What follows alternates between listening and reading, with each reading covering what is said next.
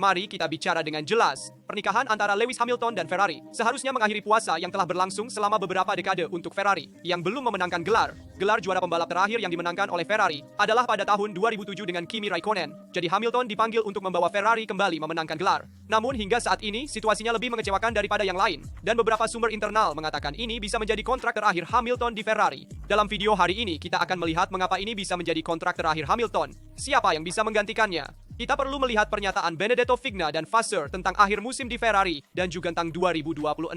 Kita juga membahas Crashgate masa, situasi pembalap kedua Red Bull karena Tsunoda berada di batas, dalam persimpangan, dan mungkin digantikan oleh Lindblad. Sebelum memulai, saya minta kalian memberikan like sebagai dukungan. Bagi kalian tidak ada biaya, tetapi bagi saya ini sangat berarti. Saya berterima kasih dari hati untuk semua pesan dukungan dan sekarang kita mulai.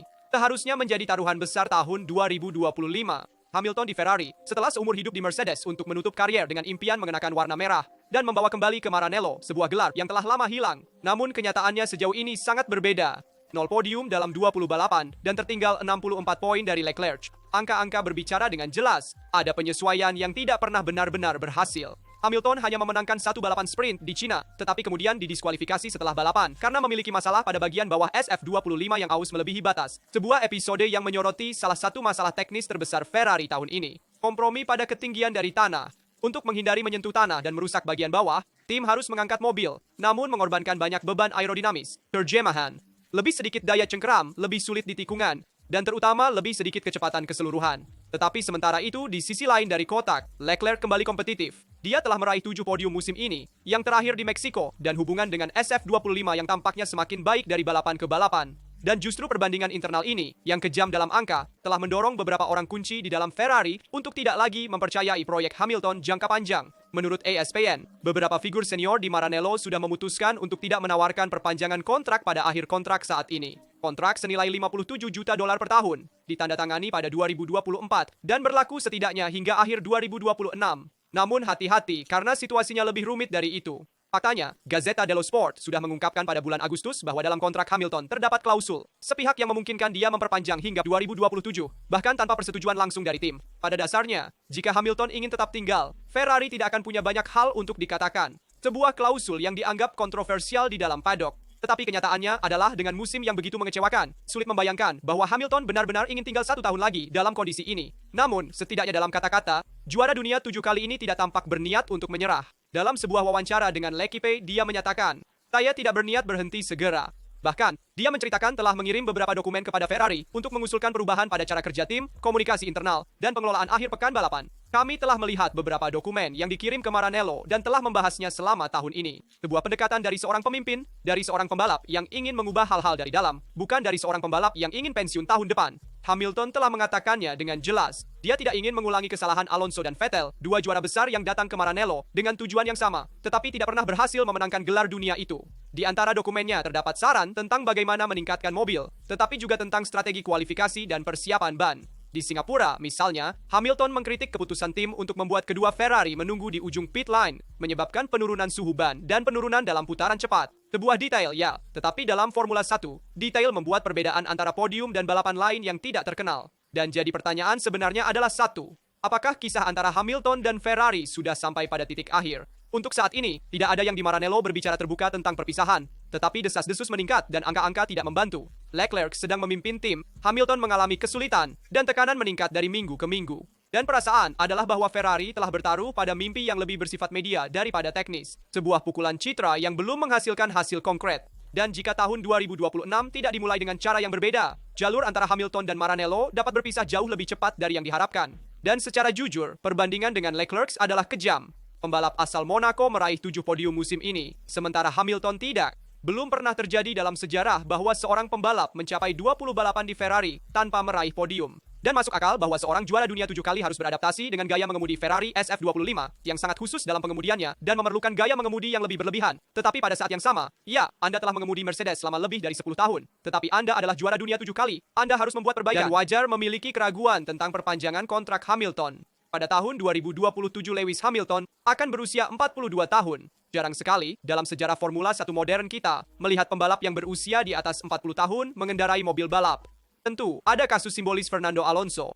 Dan ingatlah bahwa sejak 1970 dengan Jack Brabham, tidak ada yang berhasil memenangkan balapan setelah usia 42 tahun. Di sisi lain, di Meksiko, kita melihat Oliver Bierman tampil sangat baik, mencapai posisi keempat di garis finish, dan musim ini di Haas, dia meyakinkan. Memang, yang mungkin bisa mengambil tempat Hamilton adalah Oliver Bierman, talenta muda dari Ferrari Driver Academy yang sudah mengejutkan semua orang pada tahun 2024 ketika menggantikan Sainz di Arab Saudi di Jeddah dan sekarang menjadi tokoh utama dengan Haas. Pada kesempatan itu, dia sudah meraih poin dengan Ferrari yang bukan miliknya. Sementara pada musim ini dengan Haas dia tumbuh sangat pesat. Posisi keempatnya di Meksiko, yang terbaik bagi tim selama bertahun-tahun, membuatnya melampaui Ocon dalam klasemen, yang merupakan lawan yang sulit dikalahkan. Dan kebetulan, kontraknya dengan Haas berakhir pada akhir 2026. Waktu yang sempurna jika Ferrari memang harus mengosongkan satu kursi. Dan di sini bagian paling menariknya tiba. Selama berbulan-bulan, Vasseur dan manajemen Ferrari bersikeras pada konsep membangun untuk masa depan. Tapi masa depan seperti apa yang bisa kamu bangun dengan pembalap berusia 42 tahun yang bahkan tidak bisa naik podium dalam 20 balapan? Ini tampaknya sedikit provokatif dan harus memiliki rasa hormat yang tinggi terhadap Lewis Hamilton atas apa yang telah dicapainya selama bertahun-tahun ini. Namun pertanyaan ini beredar di koridor Maranello selama berminggu-minggu, karena kenyataannya adalah Hamilton telah membawa citra, sponsor, dan visibilitas global. Dia adalah salah satu pembalap yang paling dicintai di paddock. Anda tahu bahwa dia adalah pembalap favorit saya setelah Ayrton Senna. Tetapi dari sudut pandang olahraga pilihan tersebut belum terbayar. Tentu saja, kesalahan utamanya ada pada mobil pada Ferrari. Dan dengan Leclerc yang kokoh sebagai pemimpin teknis dan karismatik tim, posisi Hamilton berisiko menjadi tidak dapat dipertahankan. Di sisi lain, kita harus menunggu hingga 2026, karena mungkin dengan Ferrari yang kompetitif, kita bisa melihat Hamilton yang dulu berjuang untuk gelar dunia dan menguji Verstappen dengan keras pada tahun 2021, ketika Hamilton kehilangan gelar karena kesalahan federasi yang akan tercatat dalam buku sejarah. Pembalap Inggris tersebut, di pihaknya, tidak pernah menyembunyikan kesulitan dalam penyesuaian. Beberapa minggu yang lalu, dia berbicara secara terbuka tentang perbedaan budaya antara Mercedes dan Ferrari. Sebuah cara elegan untuk mengatakan bahwa cara kerja, komunikasi, dan pengambilan keputusan di Maranello sangat berbeda dari yang biasa dia lakukan. Dan beradaptasi pada usia 40 tahun tidaklah mudah. Namun sang juara masih ada.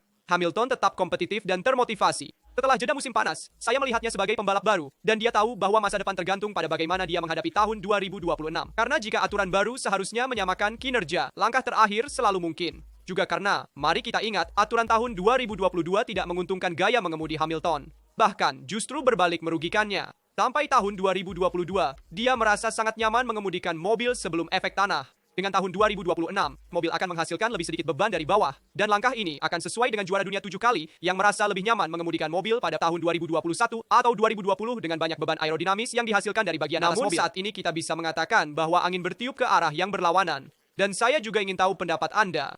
Apakah Ferrari membuat kesalahan dengan tidak memperbarui Hamilton atau memang benar untuk fokus pada masa depan dengan Leclerc dan Bierman? Pasti Ferrari harus membenarkan investasi yang telah mereka lakukan dengan Lewis Hamilton. Jadi mereka tidak dapat meninggalkan jalur juara dunia 7 kali begitu cepat dan harus fokus pada tahun 2026 untuk memaksimalkan potensinya. Namun pada saat yang sama, gagasan untuk memasukkan Oliver Bierman ke Ferrari semakin konkret, semakin meyakinkan dengan mengungguli rekan setimnya, Ocon, yang merupakan veteran Formula 1 dan juga lawan yang sulit dikalahkan, dan perbandingan dengan Charles Leclerc muncul dengan cepat. Oliver Bierman juga berasal dari tim satelit, seperti Charles Leclerc di Sauber. Bierman di Haas juga menunjukkan potensinya dan detail yang membedakan adalah sensitivitas yang dimilikinya dalam pengereman. Itu adalah sesuatu yang sangat langka. Dia dapat sangat agresif di titik-titik lambat dan berhasil mengelola kecepatan di tikungan cepat. Dan itu adalah ciri yang dimiliki oleh sedikit rookie. Namun di Maranello, mereka tidak hanya mencari kecepatan dalam seorang pembalap. Mereka menginginkan talenta yang juga dapat mengelola tekanan, yang kita tahu sangat tinggi di Ferrari. Memang, segera setelah kamu membuat kesalahan, kamu langsung dinilai. Segera setelah kamu melakukan sesuatu yang positif, kamu ditempatkan di atas pedestals. Dan dengan demikian, kamu terus mengalami pasang surut dalam roller coaster emosional ini, yang tentu saja mempengaruhi suasana hatimu. Kabar baik bagi Bierman adalah waktu ada di pihaknya. Kontrak berakhir pada akhir 2026 dengan waktu yang sempurna. Dengan berakhirnya kontrak Hamilton dan Martin Brundle, tidak memiliki keraguan. Begitu ada tempat kosong di Ferrari, Oliver Bierman harus menjadi yang pertama dalam daftar. Dia adalah pembalap yang tidak menyia-nyiakan kesempatan, memberinya kesempatan, dan dia akan mengambilnya sampai akhir. Di Meksiko, mari kita ingat bahwa dia juga menjaga posisi di depan Oscar Piastri. Dan pada saat tertentu, mengikuti ritme Max Verstappen dengan Haas. Anda memahami perbedaan antara Verstappen yang mengemudikan Red Bull dengan pembaruan dan Bierman yang mengemudikan Haas yang sudah lama menghentikan pembaruan. Dan hal lain yang dicatat Jacques Villeneuve, juara dunia 1997, adalah bahwa Bierman agresif tetapi selalu dalam kendali. Dia punya rasa orientasi ruang yang sangat tajam, sesuatu yang jarang dimiliki pembalap muda. Tetapi menurut Anda, apakah dia siap untuk mengemudikan Ferrari? Pasti ada satu fakta yang patut dipertimbangkan. Dalam 6 balapan terakhir, pada 5 kesempatan Bierman lebih cepat daripada Ocon, rekan setimnya. Jadi tentu saja di Maranello mereka mengamati pembalap ini dengan seksama. Dari sudut pandang saya, mereka tidak akan melepaskan taruhan pada Hamilton dalam waktu dekat di Ferrari. Setidaknya untuk tahun 2026, dan mungkin juga untuk tahun 2027. Kita mungkin masih akan melihat Hamilton dalam warna merah dengan tepat, karena dia adalah juara dunia 7 kali. Kita harus memberinya kesempatan untuk menunjukkan potensinya, bahkan dengan mobil yang kompetitif. Dan terlihat bahwa Hamilton masih sangat lapar. Namun, pada saat yang sama, kita tidak boleh meremehkan para pemuda ini karena mereka memiliki kesempatan untuk tampil sangat baik di tim resmi dan mereka lebih kuat dan lebih matang daripada yang kita pikirkan. Ini adalah kesan saya. Setelah mengatakan itu, mari kita dengar pernyataan dari Benedetto Vigna. Setelah 2 balapan terakhir, di mana Ferrari kembali ke posisi kedua di kejuaraan konstruktor, 1 poin di depan Mercedes dan 10 poin di depan Red Bull, terlihat bahwa SF25 lebih kuat di Austin dan di Meksiko. Namun Benedetto Vigna berkata, ada tim lain di mana semuanya berjalan lebih baik daripada kami. Kita harus memastikan bahwa semua elemen yang diperlukan untuk membuat kita menang berfungsi dengan benar. Artinya, Ferrari masih belum menjadi tim yang sempurna. Ada mekanisme yang berfungsi kadang-kadang dan proses yang perlu ditingkatkan. Berbicara tentang 2 podium Leclerc, Vigna menambahkan, ini adalah sinyal yang membuat kami senang. Tetapi kita harus tetap membumi. Sebuah kutipan dari Maurizio Arrivabene yang luar biasa, yang mengatakannya bertahun-tahun yang lalu ketika dia di Ferrari. Pasti di Maranello, mereka tidak ingin menipu diri sendiri, karena ya, kami telah melihat 2 balapan positif. Tetapi kami datang dari periode negatif, dari setelah liburan musim panas dan seterusnya, dengan kilatan terakhir, jika kita mau, yang adalah Hongaria sebelum liburan musim panas, di mana Leclerc tetap memimpin balapan selama banyak putaran. Dan kemudian kita tahu bahwa double podium saat ini tidak menghapus musim yang dibawa ekspektasi. 4 Grand Prix terakhir di Brasil, di Las Vegas, di Qatar, dan di Abu Dhabi akan menjadi ujian yang menentukan. Vigna kemudian menyimpulkan, kami terus bekerja dengan bersatu dan kohesif, karena masih ada 4 balapan lagi dan kami harus memberikan yang terbaik. Intinya, Ferrari ingin menutup tahun dengan menunjukkan soliditas, tidak hanya penampilan sesekali. Vasseur yang sama telah menyatakan, Anda hanya memahami apa sebenarnya Ferrari ketika Anda tiba di sana. Ketika Anda di luar, Anda menghormati mereknya, tetapi ketika Anda masuk, Anda merasakan kekuatan nama Ferrari. Ini adalah energi yang berbeda. Pertama kali Anda tiba di gerbang dan menemukan para penggemar di luar sana, sejak pagi-pagi sekali, itu adalah sesuatu yang luar biasa. Dimanapun kami pergi di dunia, setengah dari penggemar adalah milik kami. Setelah kemenangan di Monza, para mekanik kembali pada jam 1 malam, dan masih ada penggemar yang menunggu mereka. Ini merujuk pada kemenangan Leclerc di Monza pada tahun 2024. Namun, gairah ini adalah pedang bermata dua, karena cinta para penggemar memberi kita energi besar, kata Vasseur, tetapi juga membawa tekanan besar. Saya sendiri selalu menekan diri sendiri. Di Ferrari Anda tidak pernah bisa merasa puas. Dan ini adalah kata-kata jujur dan sangat berbeda dari bahasa biasa para pemimpin tim. Karena Vasseur tidak menyembunyikan kesulitan, setidaknya saat ini. Tetapi dia mengalaminya sebagai bentuk bahan bakar yang memberinya makan. Ferrari adalah contoh terbaik bagaimana seseorang bisa bangga dengan masa lalunya, tetapi selalu melihat ke depan. Ini adalah bagian dari keajaiban Ferrari. Tetapi justru hasrat ini yang membuat Ferrari unik. Dan akan menarik untuk melihat apakah tekanan yang dialami Ferrari dan Frederick Vasseur sendiri akan dapat mengubahnya menjadi penampilan di trek untuk 4 balapan terakhir musim ini, untuk menyelesaikan 2025 setidaknya di posisi kedua di konstruktor, untuk kemudian memulai kembali pada tahun 2026 dengan mengincar gelar dunia. Saya melaporkan beberapa kata dari Lewis Hamilton yang mengatakan bahwa perjalanan adaptasinya dengan Ferrari hampir selesai, dan bahwa dia menemukan di Ferrari lingkungan yang lebih terbuka daripada yang dia bayangkan. Dia khawatir tentang perbedaan budaya di Ferrari, tetapi dia berhasil beradaptasi. Namun mari kita bicara tentang Max Verstappen. Karena menurut Martin Brundle, Max Verstappen tidak akan bisa menjadi juara dunia pada tahun 2025 dan gelar akan jatuh ke McLaren. Verstappen memiliki terlalu banyak yang harus diatasi dan gelar 2025 akan menjadi milik McLaren. Ini adalah kata-kata yang berat, terutama karena mereka datang dari salah satu komentator paling dihormati di paddock. Dan ada perasaan bahwa kali ini Brundle mungkin benar. Sampai pertengahan musim, kejuaraan dunia sudah tampak tertutup. McLaren mendominasi di mana-mana, Verstappen tampak keluar dari permainan dan Red Bull mengalami salah satu periode paling sulit di era hibrida. Kita telah melihat Christian Horner meninggalkan Red Bull setelah 20 tahun. Kemudian Max seperti biasa membalikan narasi. Dia meraih 3 kemenangan dalam 6 balapan terakhir, serangkaian podium yang konsisten, dan sebuah kebangkitan yang membawanya kembali hanya 36 poin dari Lando Norris. Dengan 4 balapan dan 2 sprint masih harus dilakukan. Apakah ini usaha yang mungkin? Di atas kertas ya, tetapi Brundle tidak setuju. Dengan situasi yang ada sekarang, saya percaya bahwa Max memiliki terlalu banyak yang harus dilakukan. McLaren akan lebih cepat di setidaknya 2 dari 4 balapan terakhir, dan Max tidak memiliki siapapun untuk membantunya di depan sana, kecuali jika ada Ferrari di tengah atau bahkan Mercedes. Brundle menjelaskan bahwa di sirkuit yang tersisa, McLaren adalah favorit terutama di Qatar dan Abu Dhabi, trek yang sempurna untuk aerodinamika mereka dan untuk manajemen ban. Dan sebenarnya, setelah Meksiko, Lando Norris kembali memimpin di kejuaraan dunia, mengungguli Piastri dengan hanya 1 poin, dengan Verstappen tepat di belakangnya. Sekarang, mari kita jelas-jelas, pertarungan di depan sana adalah pertarungan psikologis. Norris, Piastri, dan Verstappen juga saling bersaing dalam manajemen tekanan dan Max. Untuk pertama kalinya setelah bertahun-tahun, tidak lagi menjadi penguasa absolut situasi. Tentu saja bukan karena kesalahannya, tetapi karena mobil yang dia kemudikan. Namun dia sendiri mengakui dalam konferensi pasca balapan, saya kehilangan 10 poin dari Lando, kata Max. Saya mengatakan bahwa untuk menang dibutuhkan akhir pekan yang sempurna dan ini tidak terjadi. Kami tidak cepat dalam setiap kondisi dan kami harus memahami alasannya. Ini adalah Verstappen yang jernih, sadar bahwa Red Bull tahun ini tidak lagi tak terkalahkan. Brando mengatakannya, kecuali jika Norris dan Piastri mempersulit hidup mereka sendiri, gelar akan tetap di rumah McLaren. Max akan perlu untuk mendapatkan 12 atau 15 poin setiap akhir pekan, dan ini hanya terlalu banyak. Dan Jacques Villeneuve malah berbicara tentang rekan setim Max Verstappen, yaitu Yuki Tsunoda, mengatakan bahwa dia sudah menurun. Awalnya ada Liam Lawson di samping Verstappen, dipanggil dengan cepat untuk menggantikan Perez. Tetapi kemudian setelah hanya 2 balapan ia diturunkan ke Racing Bulls. Dan jadi Red Bull memutuskan untuk mengandalkan Yuki Tsunoda, berharap pengalamannya bisa memberikan stabilitas. Namun menurut Villeneuve pilihan itu ternyata sebuah kesalahan. Di Meksiko Tsunoda finish di posisi ke-11, 1 langkah dari poin, tetapi sangat jauh dari Verstappen. Dan Villeneuve tidak setuju, dia berkata, "Saya tidak mengerti bagaimana sebuah tim bisa mengatakan itu adalah akhir pekan yang baik untuk Tsunoda. Yuki masih terlalu jauh dari rekan setim, tidak membawa hasil, tidak membawa poin, tidak membantu Verstappen, dan juga Red Bull dalam perebutan gelar. Dan untuk tahun 2026 kemungkinan besar, kita tidak akan melihat Tsunoda di Red Bull. Juga karena Red Bull menempatkannya sebagai pembalap resmi berkat kemitraan dengan Honda, yang menginginkan pembalap Jepang dalam tim. Kita akan melihat pada tahun 2026 siapa yang akan menjadi rekan setim Verstappen. Nama-nama yang paling mungkin adalah Isaac Hadjar dan Liam Lawson. Tetapi perhatikan juga Arvid Lindblad, karena dia baru berusia 17 tahun, tetapi setelah latihan bebas di Grand Prix Meksiko, dia berhasil membuat semua orang terkesan. Dan Helmut Marko untuk sekali ini tidak menahan diri dalam memberikan pujian. Selama FP1 di kota Meksiko, Lindblad mengambil kemudi RB21 menggantikan Verstappen. Dia tidak membuat kesalahan dan finish di posisi ke-6, hanya 0,6 detik dari waktu terbaik Leclerc. Tetapi hal yang paling menarik adalah pernyataan dari Helmut Marko, yang mengatakan, "Indikasinya sangat mengesankan, kami benar-benar senang dengan dia." Bagi Arvid situasinya sulit. Dia diberitahu untuk tidak menabrak, tetapi dia melakukan pekerjaan yang sangat baik. Dia adalah debutan tercepat dan menunjukkan kematangan besar untuk usianya. Kemungkinan besar dia akan debut di Racing Bulls tahun depan, dan salah satu dari 2 pembalap Racing Bulls akan pergi ke Red Bull. Namun Lindblad saat ini tampaknya menjadi masa depan Red Bull, bahkan setelah Max Verstappen. Dan saya ingin mengomentari tentu saja juga banding yang dilakukan oleh Felipe Massa, karena Massa mengatakan bahwa Ferrari memintanya untuk diam. Memang telah dimulai proses terkait Crashgate tahun 2008. Pembalap Brasil itu juga menyeret Ferrari ke dalam kasus ini. Semuanya dimulai dari Grand Prix Singapura 2008 yang terkenal itu. Hari ketika Nelson Piquet Jr. secara sengaja menabrak tembok, memicu safety car, dan mengubah jalannya balapan serta sejarah.